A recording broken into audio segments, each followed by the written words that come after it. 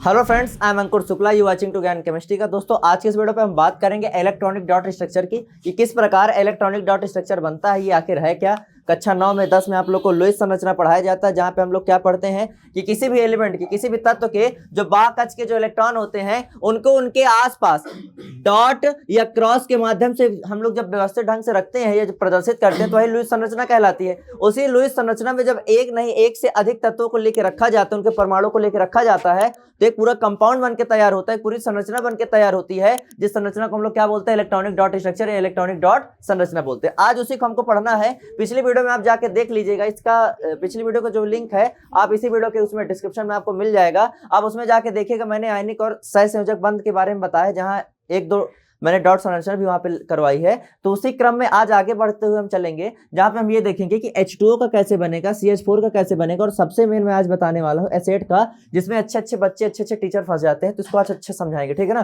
पहले इन दोनों का समझेंगे, फिर इसका समझेंगे। तो सबसे पहले H2O को देखते हैं। H2O सबको पता है कि हमारी जो सबसे प्राथमिक जरूरत है वो क्या है, H2O। H2O मतलब पानी। भाई अगर पानी नहीं होगा तो हमारा जो जीवन है शांभव ही नहीं है। हम कह रहे हैं एक दिन दो दिन पानी के बिना रह सकते हैं, खाना हमें एक हफ्ते ना मिले, 10 दिन ना मिले तो मैनेज हो सकता है, लेकिन अगर पानी एक पूरा दिन ना मिले तो शाम को जब हमारी जो हालत रहेगी वो देखने लायक रहेगी। तो सबसे पहले आज हम देखेंगे H2O के बारे में। तो H2O कितने, हाइड्रोजन कितने हैं, 2, और ऑक्सीजन कितना है, 1। ध्यान से यहाँ देखना सभी लोग, एकदम ध्यान से देखना, ठीक है ना। Hydrogen 2, oxygen 1। इधर इधर हाइड्रोजन बना दिया, इधर इधर, और बीच में क्या बना दिया, ऑक्सीजन बना दिया। हाइड्रोजन हमने आपको बताया है कि पूरे एलिमेंटों में हाइड्रोजन एक ऐसा एलिमेंट है जो चाहता है कि मेरे बाह कक्ष में 2 कंप्लीट हो। नहीं, बाकी सब चाहते हैं कितना, 8। हाइड्रोजन कितना चाहता है, 2। बाकी सब कितना चाहते हैं, 8। और हाइड्रोजन के पास 1 होता है, कितना होता है इलेक्ट्रॉन, 1। तो इसने कहा भाई 2 चाहिए और 1 है, तो 1 दांव में लगा दो। अगर 1 लगाएंगे तो 1 जीतेंगे, और 1 मिला कितना हो जाएगा, 2।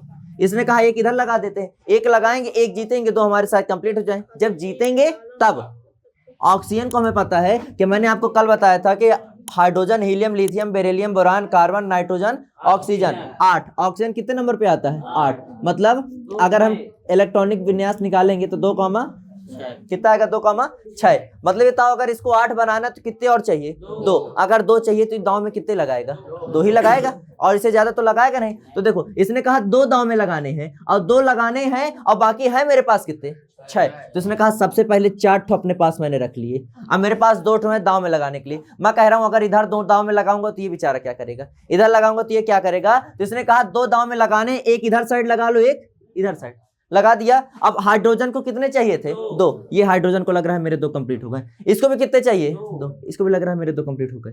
और ऑक्सीजन को कितने लगे, 8। 2 2 4 2 6 2 8। ये हो गया इलेक्ट्रॉनिक डॉट संरचना किसका, जल का। जल्दी से इसको नोट कीजिए, स्क्रीनशॉट लेने वाले बच्चे स्क्रीनशॉट भी ले सकते हैं, तुरंत इसको कंप्लीट कीजिए। आगे फिर चलते हैं। अब देखेंगे CH4 का। CH4 को हम लोग क्या बोलते हैं, मेथेन।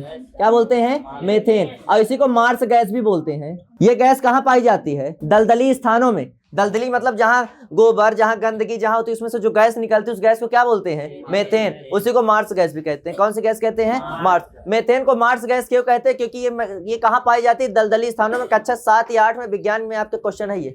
कक्षा 7 या 8 के विज्ञान में आप हिंदी मीडियम के अगर आपकी विज्ञान चलती होगी, जो प्राइमरी लेवल की नहीं चलती विद्यालयों में, उसमें आप देखेंगे। तो मुझे याद है जब मैं पढ़ता था तो उसमें कक्षा 7 में है कि 8 में क्वेश्चन है विज्ञान में किसी पार्ट में कि मेथेन को मार्स गैस क्यों कहा जाता है। उसका साफ साफ उत्तर ये कि दलदली स्थानों में पाए जाने के कारण इस मेथेन को मार्स गैस कहते हैं। अब देखो CH4 में कार्बन का एटो है, 8 हो, और हाइड्रोजन का एटो है।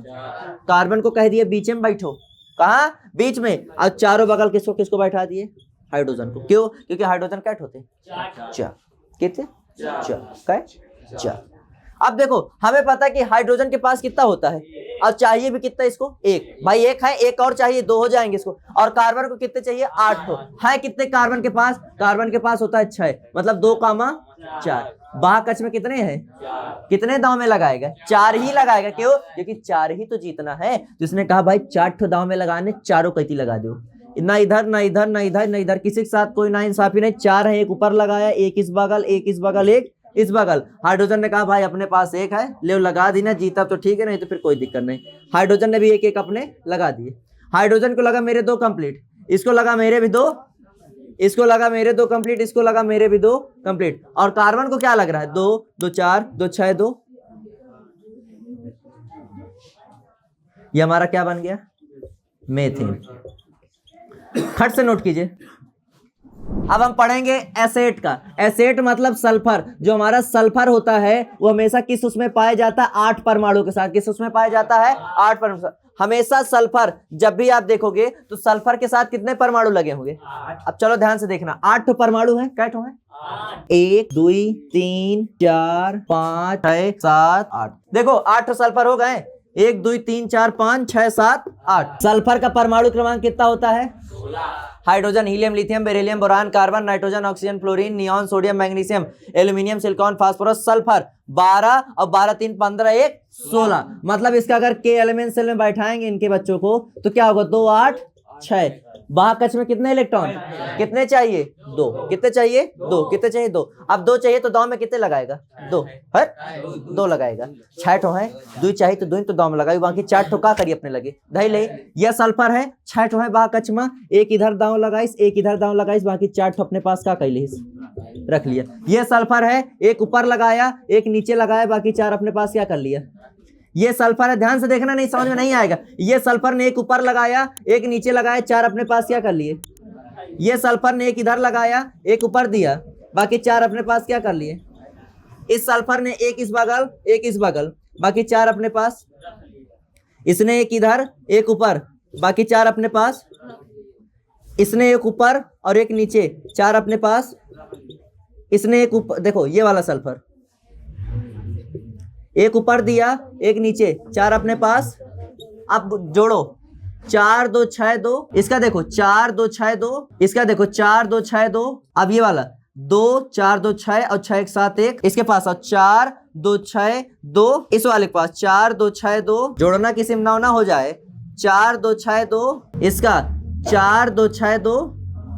ये तुम्हारा बन गया यस 8। किसी गोले में 8 से कम या 8 से ज्यादा हो तो बताइए, गिन लीजिए। हाँ, ये है सल्फर का स्ट्रक्चर। इसमें अच्छे अच्छे फंस जाते हैं। पहले मुझे भी नहीं आता था, फिर मैंने अंकुर सर से पढ़ा, अब मुझे भी आने लगा। पहले सही नहीं आता था मुझे, फिर मैंने अंकुर सर की कोचिंग ज्वाइन की। आज मुझे अच्छा लग रहा है कि मुझे बहुत कुछ आने लगा। तो आप सभी लोगों से रिक्वेस्ट करता हूं कि अंकुर सर के साथ जरूर जुड़े, क्योंकि अंकुर सर अपने आप में आपके क्षेत्र में एक टीचर तो है ही है, मैं ये नहीं कह रहा हूँ, लेकिन कहीं ना कहीं उन्होंने अपने आप को टीचर नहीं माना, उन्होंने अपने आप को लर्नर माना है। और लर्नर का मतलब वो अंकुर सर ऐसे हैं कि जो प्रतिदिन कुछ ना कुछ नया सीखते हैं और सीखते भी हैं, अपने बच्चों को सिखाते भी हैं। तो आप लोगों से रिक्वेस्ट करता हूँ कि जल्द से जल्द अंकुर सर के पास पहुंचे और अंकुर सर के साथ जरूर जुड़े, क्योंकि बहुत बेहतरीन टीचर हैं, बहुत बेहतरीन लर्नर है अंकुर सर वास्तव में। हो गया आज की बस क्लास में बस इतना ही। आई होप आप लोग को इलेक्ट्रॉनिक डॉट संरचना समझ में आई होगी। मिलते हैं आप लोगों से अगले वीडियो में, तब तक के लिए जय हिंद, जय Bharat, thank you, have a nice day. और लाइक शेयर सब्सक्राइब अब कहने की जरूरत है ही नहीं है, क्योंकि आप लोग समझदार हो, आप लोग सब कर ही दोगे। चलो मिलते हैं, स्क्रीनशॉट वगैरह जो भी ले लेना, ठीक है।